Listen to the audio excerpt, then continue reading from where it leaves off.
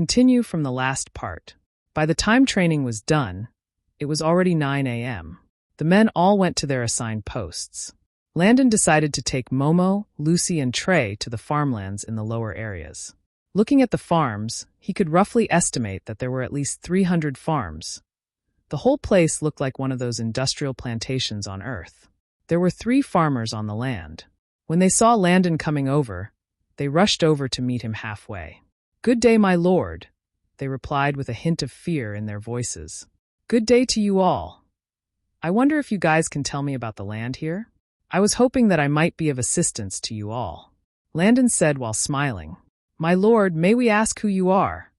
asked an elderly man. Landon could see that this man was like the leader of the pack. Everyone sort of hid behind him while talking. "I am the new king of Baymard, King Landon. This is my personal knight Trey, my friend Lucy, and I'm guessing you all know little Momo here. Please be at ease. I only wish to help." The farmers looked at Landon curiously. This was the first time they had ever seen or heard of a king who wanted to aid in farming. "May I know your names as well?" Landon asked. "Your Highness, my name is Pat, this is Lior, and this is Waldo. We are farmers here in Baymard," said Pat as he introduced everyone. Pat was a strong 42-year-old man with rich black hair and in light green eyes.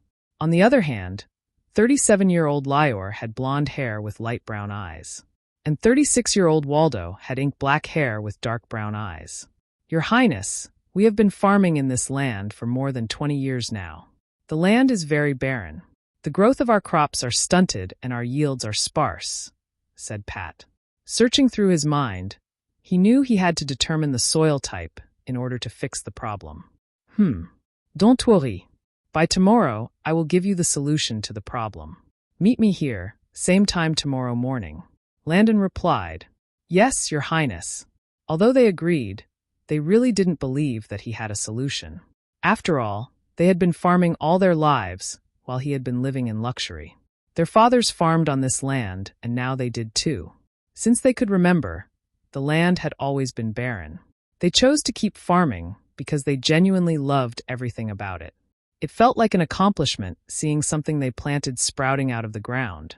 Although the yields weren't high, they felt joy in doing their profession. So when His Highness said that he would give them a solution, they were taken aback and of course had doubts about this so-called solution. They decided to wait and see. Landon walked away from the men, poured some water onto the soil and waited. He observed that the water drained quickly. This was a good sign. He then grabbed a handful of soil and softly compressed it in his fist. The soil felt smooth and could hold its shape for a short period of time. So far so good, he thought. Landon then took 3 handfuls of topsoil from the ground and went back to the castle. Once in the castle, Landon filled a white jade wine basin with water and poured the soil into it. He then stirred it vigorously until all clumps of soil had dissolved. He then decided to place the basin by the window overnight. In fact, it would have been best to use a transparent glass jar. But too bad, glass hadn't been invented yet. He decided that in the future, he would teach the farmers and villagers everything he knew about farming. Knowledge is power, he thought. The more people that knew the right ways to farm, the better the crop yields in Baymard. "System, can you give me a copy of the farming book from my starter pack?" Answering host. "No." If host wants a copy, host should write it out himself.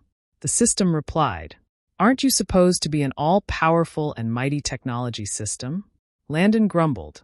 "It is exactly because the system is all-powerful and mighty that your request was rejected.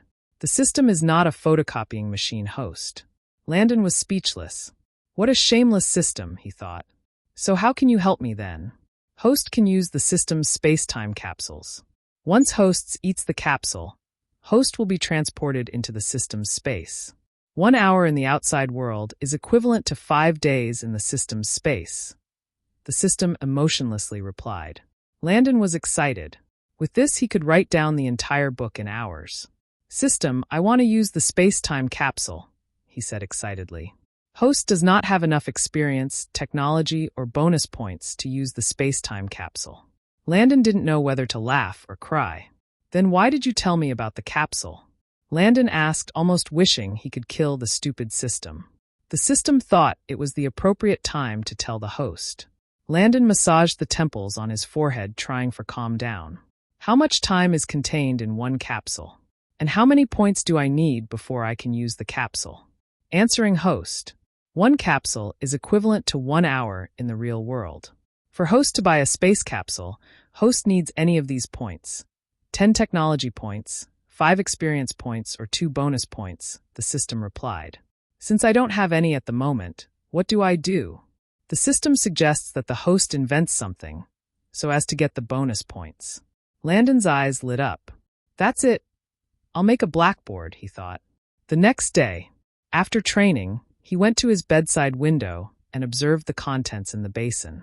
He took a spoon and carefully checked if the soil had any layers.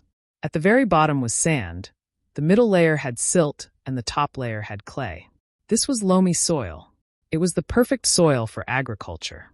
It was a mixture of sand, silt, and clay.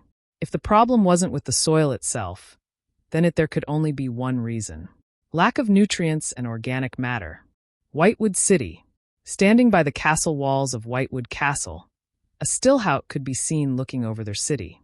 The man had dark black hair and an overconfident smile on his face. However, hidden deep within his inky black eyes, a hint of anxiety could also be seen. Eli Barn looked at his most trusted knight, Zarius, half kneeling in front of him, and asked. When Zarius arrived earlier, he gave a letter to Eli while doing his salute. Without opening the letter, Eli asked, Is it done? Rest assured, my lord, we made sure that His Highness Landon was poisoned with Nallet Wisp before he left the capital.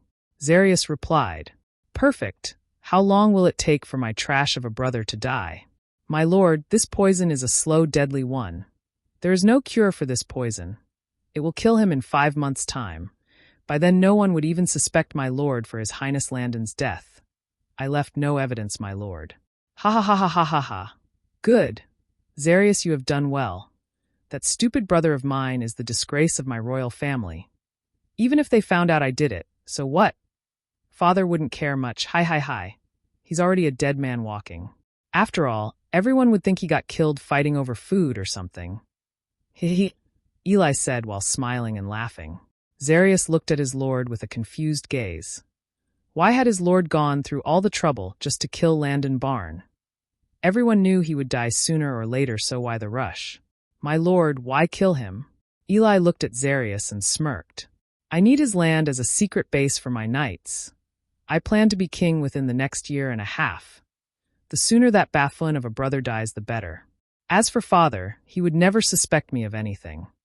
So I'll take advantage of that and kill him when he least suspects it. A trace of violence flashed in his pupils as he spoke. Zarius looked at his lord in surprise. It was a genius idea. Even if they killed Landon Barn, they wouldn't let the Empire know. By doing so, they could secretly use his territory as a base to gather and train more knights. King Barn sent his officials as spies to all parts of the Empire. There are tons of spies in Eli's territory. The only way to train or get more knights without the king's knowledge was to use Landon's territory. It was the perfect location. King Barn had made his officials leave Baymard, so as to prove that he wouldn't support the territory. The king believed that Landon would never pose a threat to him, so he didn't see the need to send spies over there, hence making Baymard the ideal location. Also, King Barn had made sure that no one controlled more knights than he did in the Empire. If the king knew Eli wanted to train and gather more knights, it wouldn't be long before he guessed what his son was up to. At that point, King Barn would definitely kill Eli. The funny thing is that Eli is already the crown prince and his father's most favored son. So doing all this was really unnecessary. Greed is a fatal human flaw after all. Zarius' entire body trembled while looking at his lord, Prince Eli. His Highness sure is vicious, he thought. What about the assassins we caught earlier? Eli asked. My lord, 5 of them killed themselves, but 2 survived and 1 escaped. From what we gathered, your second and third brothers are working together to get rid of you, my lord. Zarius replied. Eli smiled coldly. So they plan to get rid of me first before killing each other over the throne? Not bad brothers. My lord, should we send our men to retaliate against them? Zarius asked. Eli shook his head while saying, No need. Doing so would only alert my father and make things difficult for us as well. Don't forget our new goal. A year and a half before I become king. Anyway, it's only my brothers. What harm could those cubs pose to a full-grown lion? Well, let's see how long they can keep this up, shall we? I don't mind being a star in their play. Ha ha ha. Eli remembered that he hadn't opened the letter in his hand yet. He opened it slowly and began to read it. My sister Jeanette wants to visit me from the capital. My. This family just gets better and better, Eli said with a smile. My lord, do you think she knows that the assassination attempt failed? Zarius asked. I doubt that she would know. I'm sure my brothers haven't seen her yet and won't pass such serious information on paper. Most likely she's just probing to see if I'm still alive. I should reply here, no? Zarius smiled and replied, It's only proper, my lord. Eli smiled while looking over the city once more and thought, It won't be before I rule the entire empire. By then all of them would die for sure. Drapern City. In a well-lit fancy room, 3 men could be seen talking to each other. 2 of the men were sitting down, while the other was half-kneeling as a form of respect. Are you sure the rest killed themselves? Asked Canabarn. Yes, your highness. While escaping, I saw it with my own very eyes, the escaped assassin replied. You may leave now. Kana replied with a cold voice. Yes, my lords. After they made sure that the assassin could no longer be seen, they both looked at each other deeply. Second brother, what do we do now? If father hears about this, he wouldn't let us off, asked James Barn. Relax, I'll send first brother a letter saying that we want to come over for a visit. It would be better to be absolutely sure he doesn't suspect us of it. Kana replied. I agree, James replied. Also, it would be best for you to stay in my territory for the time being. If he really knew, he would try to assassinate us together. They both nodded and decided that this method would be the best way to find out whether Eli knew or not.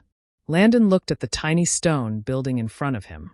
It was one of the few stone buildings in the central region of Baymard. As he walked in, he observed a short-looking who seemed to be fully immersed in making something. The man looked to be in his late 40s, having deep green eyes and whiskers that curled at the tips.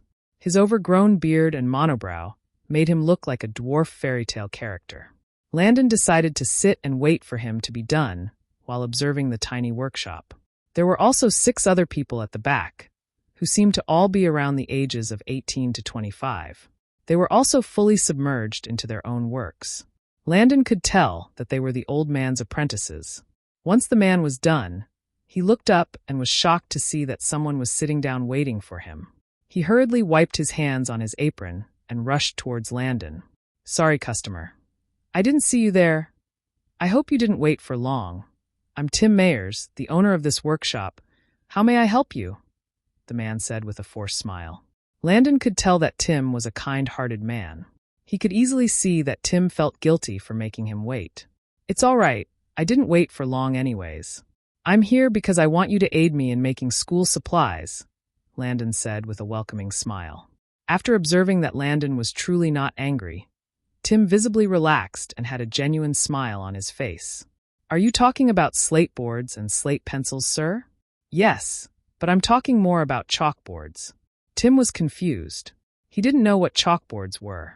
In this era, school children used slate boards to practice handwriting and arithmetics without wasting paper. Slate boards were made from slate stone. The boards were about the size of a laptop back on Earth. They were portable, usable, and disposable. Since paper was very expensive in this era, it was more reasonable to write on slate stones.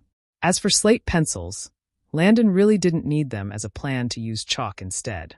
Slate pencils were made from softer pieces of slate rock. Slate pencils always left scratched marks on the boards, and the sound they make when used was just utterly terrible. It sounded like nails screeching on a chalkboard. In fact, Landon thought that the sound was just like those shriek sounds in horror movies. Also, when slate pencils were used, the boards would need to be thrown away after a short period of time. That's where chalk has the advantage over slate pencils. Chalk could be easily used without destroying the boards. At the same time, he noticed that teachers didn't write or show their capabilities. They just talked for hours trying to make the students memorize things. Slate stones could only be cut into smaller pieces, so making a very large slate board was near impossible. Hence, he really couldn't fault the teachers for their teaching methods, because they didn't have anything like chalkboards, also called blackboards. Of course, in the future, Landon knew that he would upgrade to the popular whiteboards commonly used in universities. Landon looked at the confused Tim and smiled. "Don't worry, I'll guide you on how to make them." Immediately as Tim heard what Landon said, he nodded and felt reassured. "How many would you need, sir?" "I'll need 60 chalkboards and 2,000 slate boards." Landon planned to line up at least 3 chalkboards in each classroom, just like how his university did. Tim was quite curious about this customer of his. Judging from his clothes, he must be a knight. So why would a knight need all these? "Pardon me for asking, sir, but who are you?" Tim asked inquisitively. Pardon my manners. I'm your new king of Baymard, King Landon. I plan to develop Baymard in all aspects of life. I want my people to all be learned. For this, I will need your assistance." Tim was shocked. Weren't all nobles supposed to be snobbish? The young man in front of him was intelligent and very humble. Landon spent the entire day explaining how he needed the chalkboards to look like and what materials were to be used. At the end, they came up with a price range for all the products. Each slateboard would cost 7 copper coins, and a chalkboard would cost 4 silver coins. Landon thought those were pretty reasonable price ranges. It was also concluded that a month from now, all the boards would be available. For the chalkboard paint and the actual chalk, he needed the mineral ores in the caves. The next day, he gathered 300 men and appointed Locke Wiggins as the supervisor for digging the ores out, making the paint and also making the chalkboards. He agreed to pay each worker 400 copper coins, while Chief Wiggins would get 600 copper coins per month. He also arranged for all workers to have meals during their lunch break, which would be cut from their salaries. A plate of food would cost 5 copper coins, so they didn't really mind. A week passed by and Landon realized that they had collected quite a lot of ores. It was finally time to show Chief Wiggins how to make chalkboard paint and chalk. From the group of 300, 20 men were selected to make blackboard paint, while 80 men would make chalk. Chief Wiggins also appointed 3 new supervisors under him. Hale Verno would supervise or extraction, Charles Mopey would supervise paint manufacturing, and Javon Stern would supervise chalk making. Of course, Chief Wiggins would oversee everything. Their salaries were also upgraded to 500 copper coins. The last estate Landon went to last time in the lower regions was cleaned and used as the storage facility for all ores and the manufacturing industry for both chalk and paint. The ores were put into different buildings according to their types, and the amount deposited registered at the end of every day. Landon also appointed 5 cooks and 30 knights to guard and protect the workers in case of any unforeseen incidents. Once the first batch of chalkboard paint was made, Landon sent it to Tim Mayers, as well as a sample of chalk. Landon knew that this chalk would be used by both teachers and children. For now, he decided that chalk should be free, but once the economy picked up, he would sell 12 pieces for 10 copper coins. Time flew by very fast, and before he knew it, the last week of the month was here. Just when Landon was about leaving the upper region of Baymard, he saw Waldo running towards him. "My king, the plants have bore fruits." Ding! "Congratulations to host for completing the first task," the system responded. Landon decided that he would check his reward when he went back home at night. For now, he needed to see the results for himself. Landon looked at the overly excited Waldo. Judging from his appearance, Landon could see that Waldo had been crying before. He assumed it was tears of joy. Waldo knelt down in front of him and almost began crying again. "Your Highness, your idea was a success. With the soil not being barren anymore, sniff, we would be able to produce enough food to feed everyone. Thank you, Your Highness. Thank you." "Sniff, sniff," Waldo said while trying to hold back his tears. "Please stand. You all are my people and my new family. It is my responsibility to take care of you all," Landon said with a smile. Waldo looked at Landon and was filled with warmth. This is what a ruler should be like, he thought. "Waldo, let us go to the farms and have a look at the fields." "Yes, Your Highness," Waldo said with a smile. Once they got to the farmlands, Landon was shocked. He could see tall stalks of wheats. He could see bean sprouts, oats, peas, rye, and tomatoes. In fact, the farms all looked luscious and rich. When everyone saw him coming over, they all smiled and rushed over to him. They were no longer afraid to speak their minds in front of him. In fact, at the middle and end of every week, Landon made sure to come over regularly. He always brought food over and spoke to them as if they were his family. The farmers were stunned at first. Then they later realized that their king didn't care about appearances at all. All of them thought he was wise, intelligent, kind, generous, and most of all humble. "Your Highness," they all greeted and gazed at him as if they were looking at a god. "How are you all?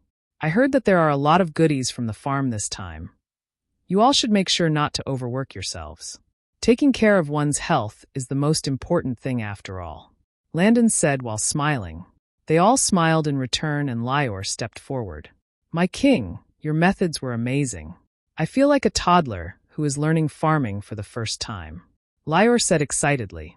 Landon chuckled while looking at their excited faces. "Don't worry, in the future I will teach you all on everything concerning farming. But for now, we need at least 250 more people here. We will hire people irrespective of gender. Of course, children below the ages of 15 and people above 38 will not be allowed to carry or distribute the goods. They can only work on the fields for health and safety reasons." Everyone nodded in agreement. After all, it would be difficult for the elderly or very young boys or girls to carry those heavy bags of food. This food industry will have Lior as the overseer for all farming activities. Pat will supervise how workers plant and care for the soil, while Waldo will supervise how much yields we make and the storage of the goods.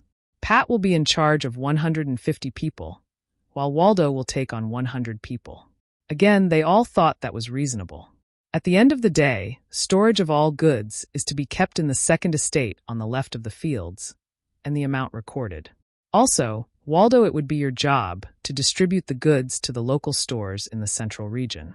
We will set reasonable prices for all food items, so everyone can buy them.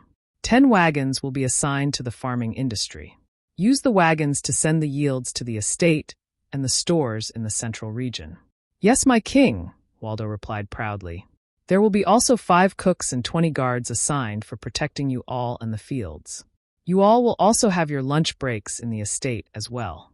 They were all happy that at least they had a place close by to get food. One needed to know that there was quite a good amount of distance between the farmlands and the central region of Baymard. Finally, everyone will receive their salaries from Lior at the end of each month. All workers would earn 400 copper coins. Supervisors get 500 copper coins, and the overseer gets 600 copper coins. Of course, your meals will be taken out of your salaries.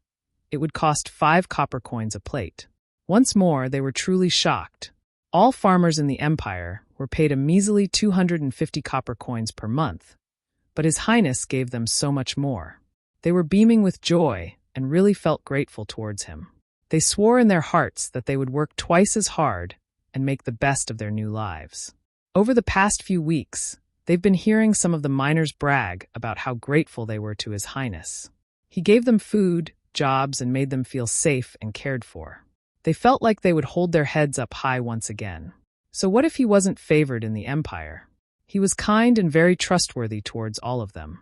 In fact, some people even thought that Landon was the reincarnation of a god sent to help Baymard grow. Landon looked at their happy faces and smiled. "Now, let me walk you all to the estate that would represent the future food industry." Once they arrived the second estate, Landon showed them around while explaining how the estate would be used. He told them about his future plans, so they would know that they were going to share the estate with others soon. Although they didn't understand half of his plans, they believed in him. Hence, they didn't mind sharing with others. This was a man who solved the barren soil issue as if it was nothing. What more could they say? He was working his hardest to make sure that they had food in their bellies. Landon planned to make a section for fishing, production of canned foods, and so on. But that would be in the future. Hence, he needed them to understand that they share this estate with others. He allocated some buildings to the farming department and told them to store foods in different rooms, depending on the food types. He also showed them all the seeds he originally found in the estate and asked them to plant some more crops. He would need to get the rest of the seeds he found on the other estates over here later. He thought. Lior had agreed that in 3 days' time, he would gather 250 men to work for the farming industry. Landon could only wait. Once Landon went to his room, he decided to look at his reward for completing his first mission. System, show me my stat and rewards. Host name, Landon Barn. Age 15. Status, King of Baymard. Level beginner, level 1. Current Satotian, healthy. Fixing barren lands and mapping territory with the help of the system completed. Rewards, knowledge on gunpowder and cannon making. Host will also receive 100 development points. Overall points, 100 development points, DP. A pop-up message showed up when he was done reading the information on his screen. Receive rewards, yes or no. Landon accepted it and immediately felt a surge of information flowing into his brain. After using 30 minutes to digest the large amount of information from the system, he decided to view his next mission. Mission: how can you protect your technology if your kingdom defenses are so weak? Use your newly acquired rewards to create and test warfare cannons for the protection of your kingdom. Rewards: will your people keep living in thatched and mud houses? As the future kingdom for technological advancement, it's very humiliating. Hence, host will receive all knowledge on cement manufacturing. A host will also receive 20 godly food recipes and 5 spice-making recipes. In the future, if host needs to create toasters, microwaves, ovens, and so on, your people should know why they need them in their everyday lives. Hence, they need to appreciate these various cooking appliances, so as to create new ways of cooking and satisfy their palates. Lastly, host will also receive 250 development points, DP, and 1,000 technology points, TP. Deadline: no specific time required. Landon looked at the mission and was completely baffled. The rewards for the new mission left him stunned. It's not that he had a problem with cooking, but when anyone is asked about technology, they would think about AI systems, laptops, cars, and so on. No one would ever mention anything about cooking. But now that he thought about it, if he could come up with different spices and dishes, people would want to eat them every day. Hence, they would readily appreciate cooking appliances like frying pans, ovens, grills, and so on. So in a sense, it was still a technological improvement in this era. After all, people want things that make their lives better and easier. Making them learn how to cook these godly recipes with their crude cooking methods will make their palates satisfied. But once things like frying pans, microwaves, toasters, ovens, and so on come out, they'll see how crude their cooking methods were and understand the importance of technology. They'll see how using these appliances can save time, cook efficiently, and open new doors in the cooking industry. More importantly, those appliances would be available to all, not just royalty or large households. Peasants would be accessible to them, and sooner or later, they'll see these appliances as essential needs for everyday living. For a moment, Landon thought this system was actually trying to brainwash people. I mean, he loved technology and all, and he saw its importance. But why couldn't he create these cooking equipments first before introducing these godly dishes? The system wanted these people to crave for the dishes. The more they craved, the more they'd try cooking them over and over again. By doing so, they would spend lengthy amounts of time cooking a single dish. And when Landon makes cooking appliances that reduce the amount of time used in cooking, they'd be hooked on them for good. The system just wanted people to practically worship technology. At this point, Landon wouldn't be surprised if in the future, a technology church popped up as a religion. In fact, Landon observed that the people didn't really know about deep frying methods. They knew about frying food, but these fried dishes were only served in the palace and top-class restaurants or large households. Even the way they fried was terrible. It was like they were so afraid to fry anything else other than rice, eggs, and meat. Landon thought this era was somewhat equivalent to the 10th century medieval times back on Earth. He just couldn't understand why they couldn't even fry vegetables or something else. What baffled Landon was that fish was often boiled, baked, or roasted but never fried. I mean, if you could fry meat, why couldn't you fry fish? What kind of logic was that? But he knew that he also couldn't entirely blame them too. After all, frying only became popular 60 years ago in the Empire. Landon's late grandfather, who he never met, had gone on a sea voyage to one of the empires in Pino, called Terike. He had tasted the fried meat there and instantly fell in love with the taste. He later sent a group of chefs to learn about frying from them. These chefs returned after 6 months and taught the different chefs in the capital of Arcadina. As time went by, these practices spread out to other chefs, but majority of the chefs never experimented beyond what they learnt. Landon guessed that the few popular chefs who did experiment failed when trying to fry vegetables, fish, and other foods. So they concluded that these foods couldn't be fried. They probably fried them using the amount of time needed to fry meat as a basis. For sure, the results were catastrophic. The foods were burnt to a crisp. The more he thought about it, the more he changed his mind. It's not that they didn't understand logic, it was just that they were ignorant. After all, seeing is believing. Back on Earth, people believed that the world was flat until someone proved them wrong. They also believed that someone with a dying heart couldn't be saved, until some performed the first heart transplant in the world. If someone told Landon they could breathe in space, he would tell them to prove it first before he believed in them. Humans believe what they see. So when those chefs failed in experimenting with frying, they only said what they saw and believed. After all, back on Earth, it was only until the 13th century before people knew other foods could be fried. And only until the 16th century before people knew manure was good for crops. Unless you provide substantial evidence to support your claim, no one would believe you. Coming back to cooking, most people just roasted or boiled food over the fire for long periods of time. Then they would add various leaves, honey, and salt as spices. Landon thought grills were an absolute must as well as fridges. Some people didn't even use salt, because salt was very expensive. Some of the cooking appliances in this era were not practical for everyday use. Their pots didn't have handles and were unnecessarily large. They looked like a witch's cauldron in those fantasy movies. The only thing that Landon found okay was their baking methods. They could make sweet, delicious pastries, pies, and various types of puddings. Their ovens were used in baking and also used in making mud bricks. They were really expensive for peasants to use. So he already decided to make ovens that ran on electricity like those found on Earth. Most ovens only existed in large households and bakeries. In larger and flourishing cities, it was common for a community to have a shared ownership of an oven to ensure that bread making was accessible to everyone rather than private individuals. I have a long way to go. I see why I need those dishes. I wonder when I'll be able to eat pizza again?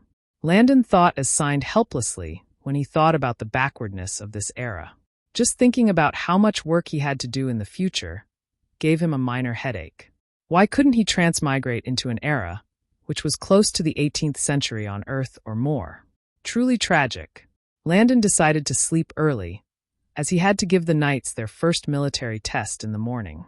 In the early hours of the morning, 4 a.m., a large group of knights could be seen making their way towards the lower regions in lines of 3.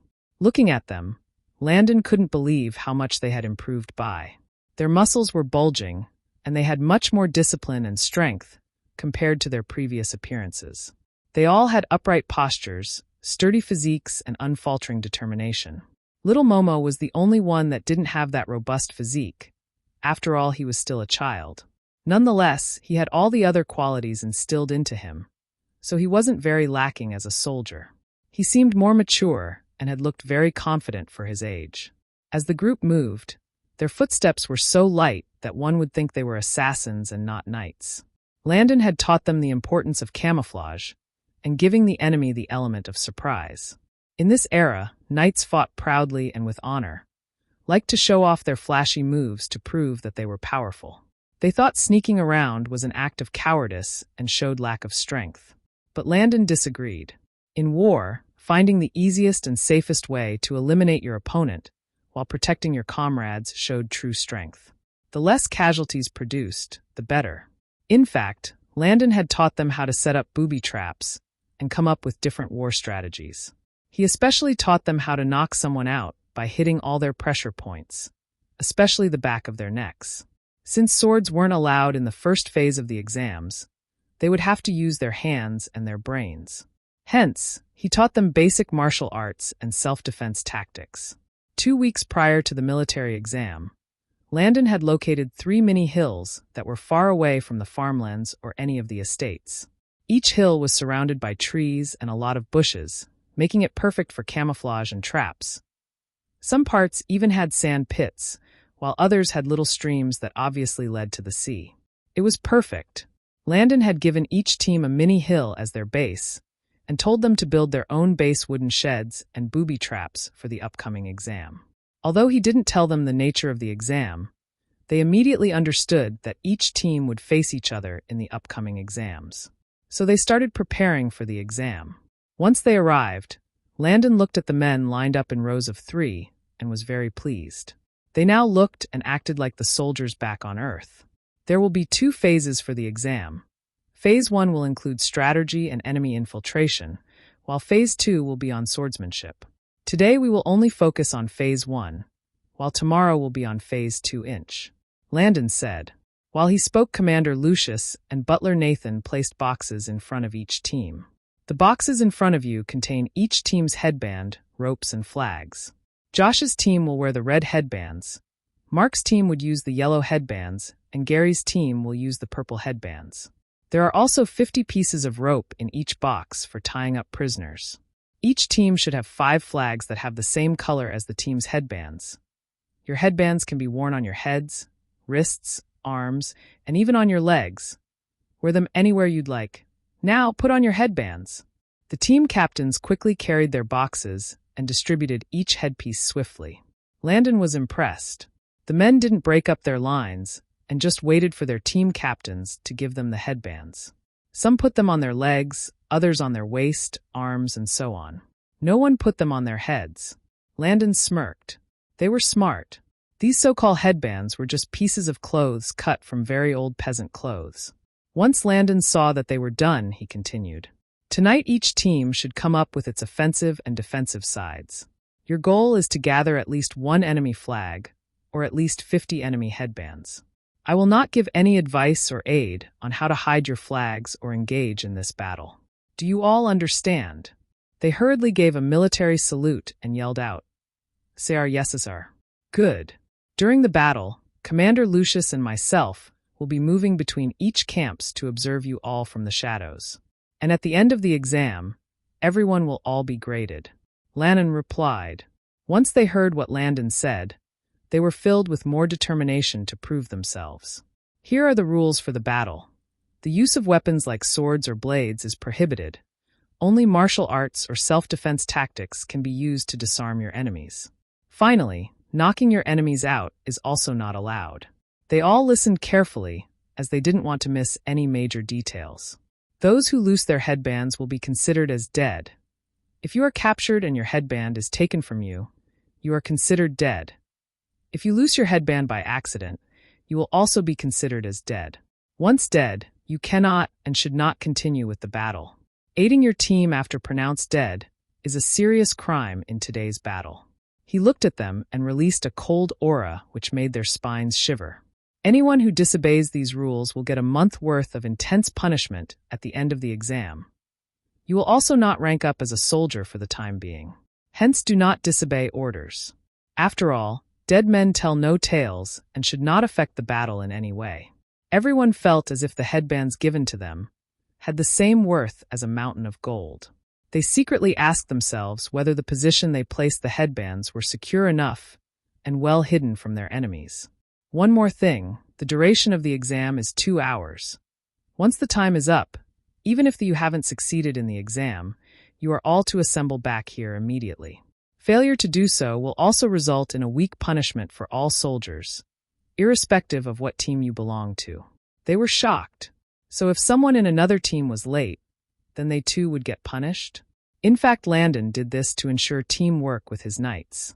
He wanted all of them to be their brother's keepers, or so to speak. Good luck, men. Your exam starts now, Landon said.